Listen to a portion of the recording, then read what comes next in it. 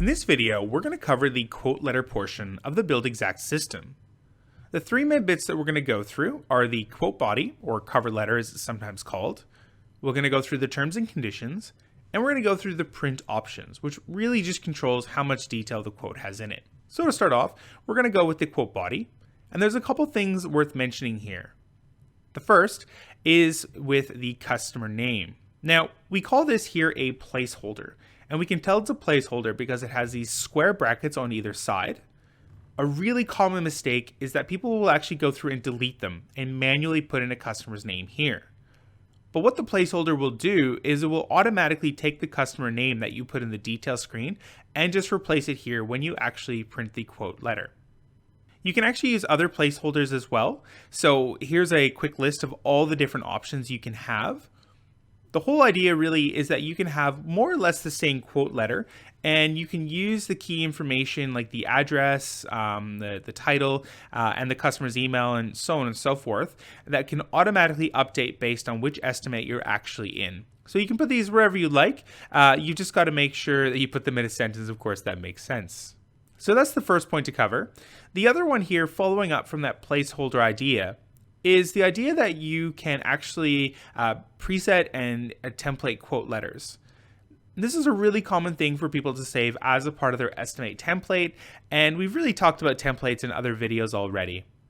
We'll also see users go into this bottom button here and use the save preset option. So again, the idea here is that you could say, look, I'll save a single story cover letter, or I'll save an extension or a renovation cover letter, and you can just use the right letter at the right time. Moving on to the terms and conditions, this is just a standard default set that we've put in here. Again, you can store these within your template, or you can use this little cog up here and save presets of them as well. Obviously, this is something you want to change to suit your business, and this is a great place to put generic exclusions or generic clauses that you want to have on every quote. And this will produce and share right down the very bottom of your quote. Lastly, the print options. So this is really about controlling how much the quote shows. So things like your logo and your business details. Quick segue here, if you get to the screen and you don't have a logo, it's because you've never actually loaded one. And what you'll need to do is go into the My Business option here and load your logo, things like your website, and just a little bit of setup there. Because these details that you put in here will then not go into the quote letter document, the purchase orders, the variations, the invoices, and literally anything else we print. So it is worth doing that.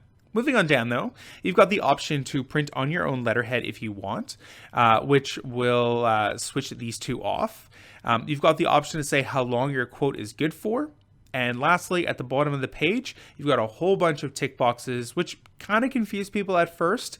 But really all we're trying to say is how much stuff your quote should show. So think of it this way.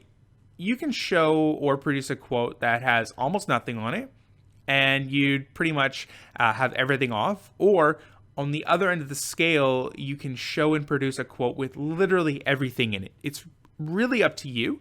You can then jump somewhere in the middle of that to show a level of detail that you're comfortable with. Now I'm going to go through these options, and I'm going to start from the bottom up. So the bottom one is, or the bottom group is rather, do I want to include all the quoted items from each category? And what that means is in the estimate costings, under each cost category, do I want to show the customer each and every single item that I did? And if I do, then these kind of sub items become really relevant, and I can choose how much extra detail beyond that I can show. In my case, I'm going to say no, don't bother with that, because what I do when I was at the costing screen was go through and use the little S button in the screen to pick which items should go into my specifications. And hence, when I get to this section, I'm going to say, look, I just want to show the specs. I just want to share this, the key items that I picked out to present to the customer.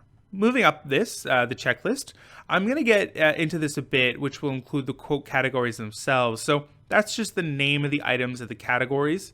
And this can be really good if you need to give a breakdown of the job to your customer. So you might say, yep, I want to list all these categories and I want to show the dollar values. And this can give a bit of context to a large figure, just breaking it down into where the money's going. It will include the markup as it mentions, and you've got the option to say whether or not tax is shown on this. Now, I'm going to include this in my preview quote.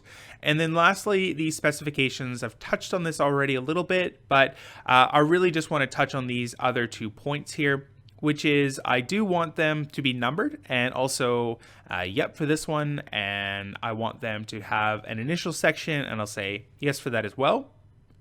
I'll talk more about that in a sec, but going on up, I'm going to use the print button, and the key point here is that it's always print preview. When you are hitting the print button, it doesn't actually shoot straight out of your printer. It's going to pop up on your screen first. So we've got PDF, we have Excel, and Word.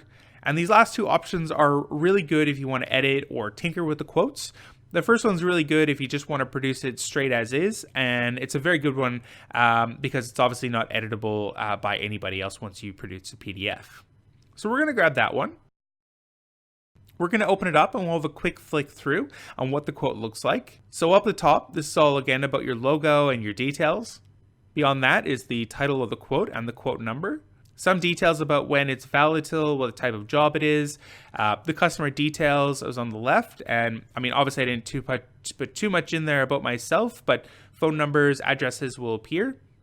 And then the cover letter. So you can see it's pulled the text through and filled in those placeholders. And moving on down into the specifications, I chose for it to be numbered.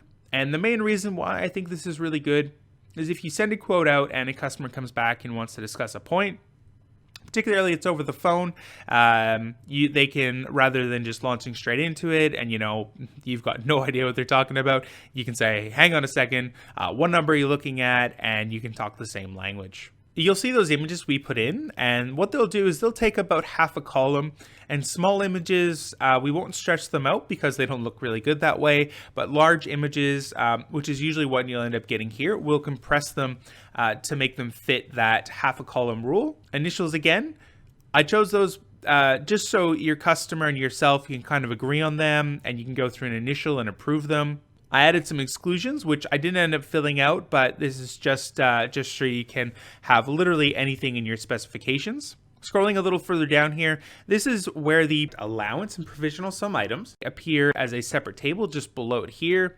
And really the only point I'm going to make is that the cost that we put in against each item. So when I put an oven in, I put it as say $1,000. And that's what's showing here is at cost plus tax. But what we're trying to do is show the customer the sticker value of what it is. So if they go to their local electronics retailer, wherever they may be, they can compare apples to apples or ovens to ovens, and you get the idea of the equivalent ones in that exact price range, rather than seeing it as a price that also has markup on it. That means that they end up going too high, and then they end up picking something that's more expensive, and so on and so forth. Down some more. So the quoted categories. So I chose for this to be on. This is very much a personal preference. This just shows markup figures, and it's a great way to get a bit of context to where the money's going. I obviously left some figures in there that I would probably remove. But further down here, this is where we get into the terms and conditions and the final figure. And again, you can customize these terms and conditions as you need. One thing we often see people do, because this appears right at the bottom, is they will use the placeholder for the quote title and then just put this figure also in the quote letter at the very top. So that's the quote. Keep in mind that this is just one way of showing it, and you can absolutely play with these tick boxes and presets in a bunch of different ways to find a way that really suits your style.